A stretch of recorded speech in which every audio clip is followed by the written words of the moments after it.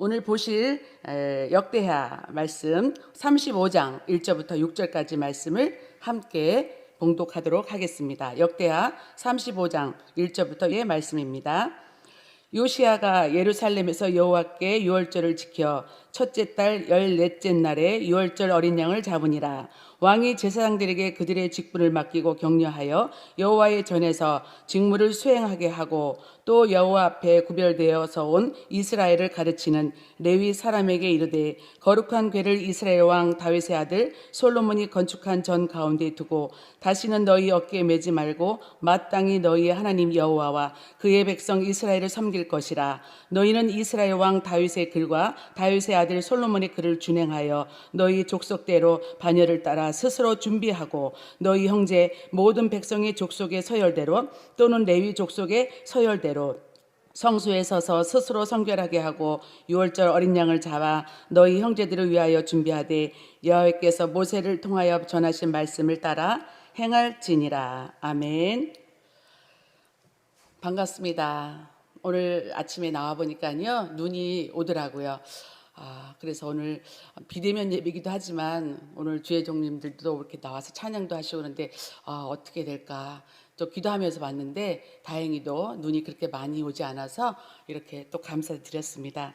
오늘 역대하 말씀을 가지고 은혜를 나누기 전에 오늘 본문과 내일 토요일이죠. 토요일 말씀과 주일 말씀이죠. 3일에 걸쳐서 11월 달부터 한 장장 한 50일 동안 계속된 역대하 말씀이 끝나고 다음 주 월요일부터는 베드로 후서와 시편 4편의 말씀으로 또 은혜를 나누게 되고요. 내년 2021년도 1월부터는 누가복음 말씀으로 새로운 또 매일 성경으로 큐티의 말씀을 은혜를 나누게 됩니다. 그러므로 사실상 오늘 이렇게 강대상에서 말씀하는 이 역대하 말씀은 오늘이 끝을 맞게 되는데요. 오늘 그래서 저는 오늘 본문의 말씀이 35장이긴 하지만 토요일, 주일 그 3일에 걸쳐서 우리에게 말씀하시는 그 마무리의 말씀을 함께 은혜를 짧게 나누도록 하겠습니다. 역대하 36장까지 함께 나눠볼 때에 처음으로 시작했던 역대기의 말씀을 제가 전에도 말씀드린 것 같이 역대기는 족보의 말씀으로 시작을 합니다. 9장에 걸친 족보의 이름을 나열함으로써 이스라엘 백성들이 하나님의 거룩한 백성이고 하나님의 선민임을 이렇게 계속 강조하면서 열왕기와서는 다르게 솔로몬과 다윗의 그 잘못된 것과 허물과 죄악을 이렇게 얘기하지 아니하고 성전 건축과 그것을 준비하기 위한 모든 제반의 사역들을 이걸 긍정적으로 이렇게 얘기를 하고 있습니다. 일대 왕의 그 르호보암이죠. 르호보암 왕에 걸쳐서 마지막 20명의 왕 시드기야 왕에 이르기까지 끝으로 바벨론 왕에 의해서 멸망하고 3차에 걸쳐서 바벨론에서 포로가 귀환되는 그 성경의 말씀이 있습니다. 그들이 성전과 예배에 대한 어떤 태도를 보였는지 그거에 따라 선한 왕과 악한 왕으로 그것이 나눠진다. 전에 말씀드렸습니다. 그렇죠? 교만과 외식, 겸손, 성전, 예배의 신앙이 핵심 키워드로 등장하고 있습니다.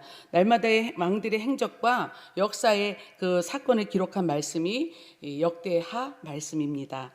하나님이 택하신 선민이라면서 왜 우리가 바벨론에 의해서 포로로 끌려가고 왜 고통을 당해야 합니까? 라고 이스라엘 백성들은 그렇게 울부짖으며 기도할 수 있었겠지요. 예, 그렇습니다. 이처럼 하나님의 뜻과 섭리는 우리들의 생각과 뜻과 달라서 하나님의 뜻이 이루어지기 위해서는 어떠한 이방인의 왕들을 통해서도 나라의 그 무력을 통해서도 하나님의 역사를 이뤄가는 것을 우리는 성경을 통해서 보게 되고 또 하나님의 뜻이 우리의 뜻과 다름을 또 우리가 인정하게 됩니다. 과거의 이스라엘도 현재의 이스라엘도 하나님의 손안에 있음을 반복적으로 말씀하고 있는 것입니다. 예루살렘 성전의 건축으로 시작하여서 예루살렘 성전의 파괴로 영적으로 붕했던 당시에 어떠한 일이 있었는지를 말씀하고 있습니다. 아름다운 역사로 기억하는 것을 말하는 것이 아니라 현재 우리들의 오늘의 신앙은 어찌해야 하는지 예배의 신앙은 어떠해야 하는지를 하나님을 찾고 겸손하게 하나님께 돌이켜야 함을 계속적으로 강조하고 있습니다. 하나님의 영광이 성전에 충만히 임함으로 시작해서 하나님의 영광이 성전에서 떠남을 성경을 또 마무리합니다. 이같이 명백하게 나타나는 구별은 하나님을 경외하는 것과 악을 행하는 것에서 그 이유를 찾을 수 있습니다. 유다 왕들의 역사는 하나님을 경외하는 왕들과 그로 인해서 하나님의 축복과 형통함이 따르고 있지만, 그렇지 않은 그 하나님의 말씀을 저버리고 다윗에게 있을 길을 따르지 않은 왕들에 의해서 뼈저린 고통과 또 뒤따르는 고통을 보여주고 있습니다. 하나님께 충성된 삶을 사는 것이 얼마나 중요한지를 왕들의 역사를 통해서 저와 여러분에게 지금 이 순간에도 말씀하고 계시는 것입니다. 훌륭한 왕이란 나라를 번성하고 부강하게 잘 살게 그렇게 만드는 왕이 아니라 온전히 하나님을 섬기게, 또 섬긴 왕이라는 것을 통해서 그 훌륭한 왕이라는 것을 역대 하에서는 계속적으로 거듭 강조하고 있습니다. 히스기야 왕 이후에 요시야 왕이 다시 회복될 때까지 60년 동안의 그 유다 백성은 유월절을 잃어버리고 살았습니다. 여러분, 유월절이 무엇입니까? 유월절은요, 이스라엘 민족이 애굽에서 해방된 날을 기리는 절기로서 민족의 정체성을 그걸 다시 확인하는 날이기도 하고요. 가나안 땅에서 들어가서 우리가 어떻게 살아가야 할 것인가를 매년 되풀이해서 그것을 기억하는 날입니다.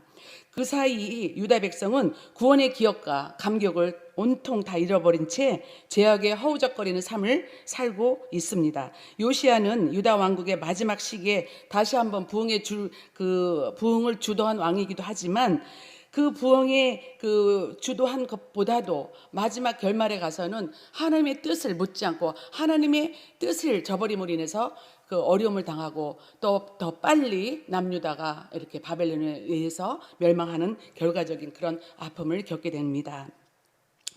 오늘 읽으신 본문의 말씀에 보면은 오늘 유월절 제물을 바친 내용이 나오는데요. 요시야가 유월절 제물을 바치고 나자 방백과 제사장과 레위인들이 줄을 지어서 자신의 소유를 구별하여서 유월절 제물로 드립니다. 왕이 본을 보이자 백성들의 지도자들도 차례로 헌신하게 하는 것을 보게 됩니다. 각기 자신의 형편에 따라 즐거이 드리는 이 모습을 통해서 유월절 제물은 은혜 가운데 풍성하게 준비되었습니다. 철저히 준비한 유월절 예배가 성공적으로 드려졌음을 보여주고 있습니다. 과거 선왕들의 잘못에 의해 무너졌던 성전을 회복함으로써 말씀 앞에 바로 섰고 온전한 유월절 예배를 드렸던 오늘의 말씀입니다. 우리도 말씀대로 나누면 더욱 풍성해져야 하고 하나님이 기뻐하신 성전 예배가 회복되기를 간절히 원하고 바라고 기도해야 될 줄로 믿습니다. 내일의 말씀의 내용인데요. 오늘 보시면 요시야의 죽음이 나옵니다. 역대하 35장 20절에서 27절 보시면 페이지로는 147페이지인데요.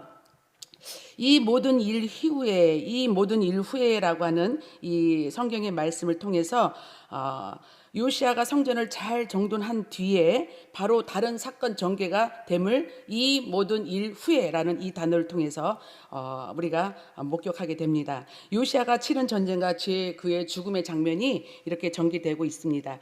요시야가 하나님의 경고를 무시하고 애굽 왕 느고를 저지하려다가 죽음에 이르는 사건인데요. 하나님은 선지자를 보내거나 때로는 우리가 원수의 입을 통해서도 이방인이나 자연 만물을 통해서도 말씀하고 있습니다. 느고의 입을 통해 경고하신 하나님의 뜻을 무시하고 변장하면서까지 싸웠던 그 요시야는 결국 활에 맞아 죽습니다. 요시야의 죽음은 온 유다와 예루살렘이 슬퍼합니다. 요시야가 애굽 왕을 통해 전해진 하나님의 뜻을 거역하긴 했지만 그가 선한 왕이었다는 사실에는 변함이 없습니다. 그래서 온 백성이 요시야의 죽음을 슬퍼했다고 성경에서 기록하고 있습니다. 그의 진실하고 신실한 통치는 유다 백성의 기억과 역사 속에 고스란히 남고 있다는 것이죠. 말씀 속의 저자는 그가 여호와의 율법을 기록된 대로 모든 일을 선한 일을 행했다고 이렇게 기록하고 있습니다. 요시야 이후 급격하게 쇠락의 길을 걷고 있는 이 네 명의 왕들의 이야기가 36장에 기록되고 있습니다. 말씀대로 유다를 심판하시고 말씀대로 유다를 회복하고 계십니다. 언제나 하나님의 궁극적인 목표는 이스라엘을 하나님을 섬기고 예배하는 백성으로 세우시는 것입니다. 우리도 때때로 하나님에게 징계를 받기도 하고요. 또 하나님의 경책을 받기도 하지만 주님께서는 우리를 결코 포기하지 않으시고 합당한 주의 자녀로 지금도 만들고 계심을 믿으시기 바랍니다. 요시야의 아들 여호아스는 즉위한 지 석 달 만에 애굽 왕으로부터 폐위되고 그를 이은 다른 아들 여호야김은 11년 동안 유다를 다스리지만 하나님 앞에서 가증한 일을 일삼습니다. 여호야김도 악을 행하여 바벨론 포로로 끌려가고요. 유다의 마지막 왕인 시드기야 역시 목이 곧고 완악하여 선지자의 경고를 무시하고 하나님께 돌이키지 않음으로 말미암아서 결국 시드기야 왕을 끝으로 유다는 멸망을 당하고 맙니다. 시드기야는 예레미야의 경고도 듣지 않았고요. 말씀대로 살지도 않았고요. 하나님 앞에서 겸손하지도 않았습니다. 하나님 대신 바벨론과 애굽을 의지했기 때문에 망한 것입니다. 나라든 개인이든 저와 여러분이든 하나님만 의지하면 결코 망하지 않습니다. 아멘. 아멘. 그들은 마지막 기회를 잡지 못하고 정해진 재앙을 재촉합니다. 말씀을 멸시하고 조롱하는 사람은 멸망하고 맙니다. 경고의 말씀을 전하는 선지자의 말에 비웃고 조롱함으로 마지막 회복의 기회 맞아 걷어차 버리고 있습니다. 유다가 망한 이유를 알려주고 있습니다. 지금 우리 시대에 재앙을 알리는 경종이 이곳저곳에서 울리고 있습니다. 경고 다음에는 징계가 있을 것입니다.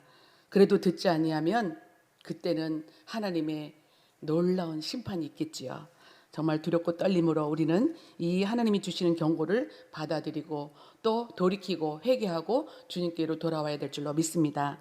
패망의 원인은 하나님을 떠난 것 단 한 가지 이것입니다. 역대의 말씀을 통해서 하나님께서는 하나님을 떠난 것이 하나님을 외면하고 겸손하지 않은 삶을 살았던 것이 역사의 패망의 그것이 원인이었다라고 말씀하고 있습니다. 지금 하나님을 찾으라. 지금 겸손해라. 지금 기도하라. 하나님께서 지금 저와 여러분들에게 이렇게 하나님께 돌이키라고 말씀하고 있습니다. 오늘 믿음의 삶을 다시 시작하고 또 무너진 예배를 다시 시작할 수 있는 힘과 용기를 주시기를 저와 여러분 함께 기도하기를 원합니다. 영국 사람 얘기가 있는데요. 어저께 저희가 서점에 가서 책을 보는 중에 문득 제목이 좀 재밌어서 책을 들여다보다가 이렇게 몇 장을 이렇게 들여다보게 되었습니다. 이 영국 사람이 지은 책인데요. 한국에 대해서 지은 책이에요. 그래서 한국 사람이 아닌데 한국에 대해서 이렇게 책 제목이 뭐냐면 기적을 이룬 나라, 기쁨을 잃은 나라라고 하는 책 제목이 너무나도 재밌어서 그냥 책을 보는 중에 사지는 않았습니다. 보는 중에 이렇게 몇 장 들춰보면서 순간 눈에 띄는 대목들이 있어서 그걸 좀 메모해 왔습니다. 이 다니엘 튜더라고 하는 이 이코노미스트 기자인데요. 이 영국 사람이에요. 영국 사람인데 한국의 주재원으로 2002년에 와서 올림픽도 치르는 것도 보고 한국의 그 열동적이고 열광적인 그런 모습을 보고 홀딱 반해가지고 영국에 다시 갔다가 한국에 다시 와서 지금도 한국지사 이코노미스트의 기자로 지금 활동하고 있습니다. 그 다니엘 튜더라고 하는 사람이 제목에 기적을 이룬 나라, 기쁨을 잃은 나라라는 책이 눈에 띄어서 제가 몇 장 보게 된 그 대목 중에서 이런 대목이 나옵니다. 한국을 가난에서 구제하고 마침내 우뚝 서게 한 님이 오늘날 그 한국인을 괴롭히는 심리적 요인이 되고 있다. 그렇지 않습니까? 전에는 가난에서 구제하라고 새마을운동 열심히 일하세.